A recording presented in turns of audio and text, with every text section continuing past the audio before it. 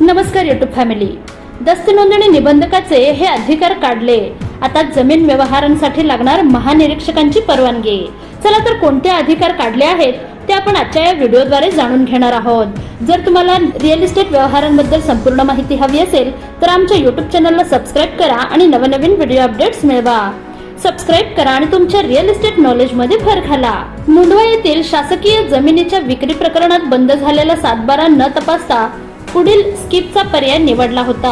हा गैरव्यवहार उघड झाल्यानंतर आता नोंदणी व मुद्रांक शुल्क विभागाने सहजिल्हा निबंधक आणि दुय्यम निबंधकाचा स्किपचा पर्याय काढून घेतला।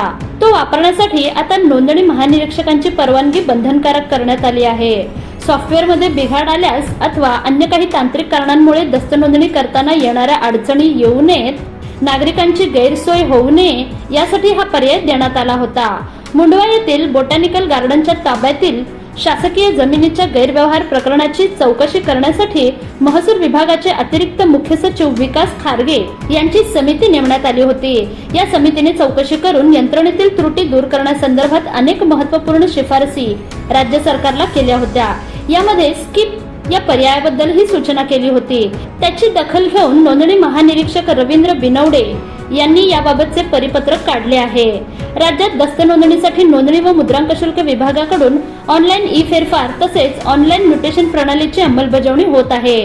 नोंदणी विभाग व भूमी अभिलेख विभाग यांची कार्यात्मक एकत्रीकरण करून फेरफार प्रक्रियेचे संगणकीकरण केले आहे। त्यामुळे याद्वारे दस्त नोंदणी करताना दुय्यम निबंधकांना 7/12 उतारा ऑनलाईन पाहणीची सुविधा आहे।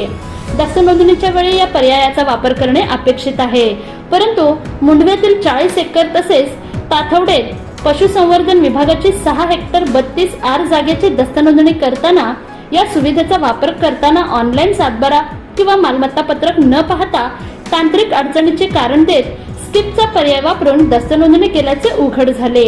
स्किप पर्यायाचा वापर करण्यापूर्वी कोणत्याही वरिष्ठांची परवानगी न घेता व्यवहार करण्याचा प्रयत्न केला असल्याचे उघड झाले होते। त्या पार्श्वभूमीवर विभागाकडून हा निर्णय घेण्यात आला आहे। हे अधिकार आता नोंदणी महानिरीक्षक यांना देण्यात आले असून त्यांच्या पूर्व परवानगीशिवाय या पर्यायाचा वापर करता येणार नसल्याने दस्त नोंदणीतील गैरप्रकारांना त्यामुळे आळा बसणार आहे।